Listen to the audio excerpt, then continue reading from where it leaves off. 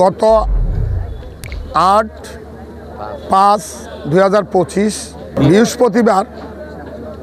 আমাদের দ্বিবার্ষিক সম্মেলনটির সিদ্ধান্ত হয়। আমাদের এই দ্বিবার্ষিক সম্মেলনের প্রধান অতিথি মহোদয় এবং সংগ্রামী সদস্য সচিব কুমিল্লা দক্ষিণ জেলা বিপি আশিকুর রহমান ওয়াসিম এবং মহানগরের সংগ্রামী সভাপতি উদ্বাদুল বাড়ি আবু সাহেব সহ সকল নেতৃবৃন্দরা সিদ্ধান্ত নিয়েছেন যে আমরা কাউন্সিলর সকলকে উপস্থিত করে আরেকবার আমরা একটি সুন্দর একটি দ্বিবার্ষিক সম্মেলন করতে চাই। তাদের সিদ্ধান্তক্রমে আজকে এই দ্বিবার্ষিক সম্মেলনটি হওয়ার কথা ছিল। এরই মধ্যে আমাকে জেলার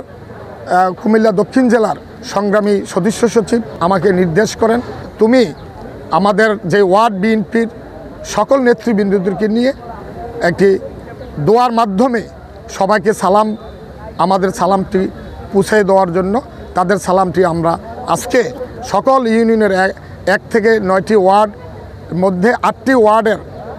51 সদস্য কমিটির সবাই উপস্থিত থেকে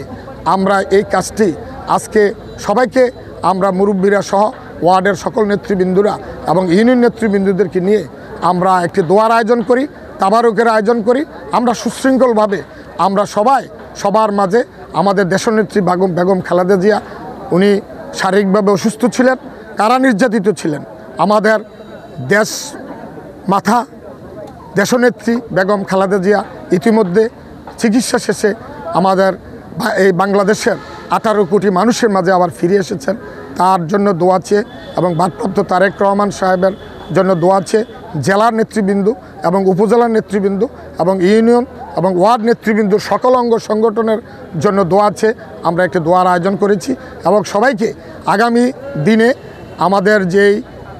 দ্বিবার্ষিক সম্মেলনটি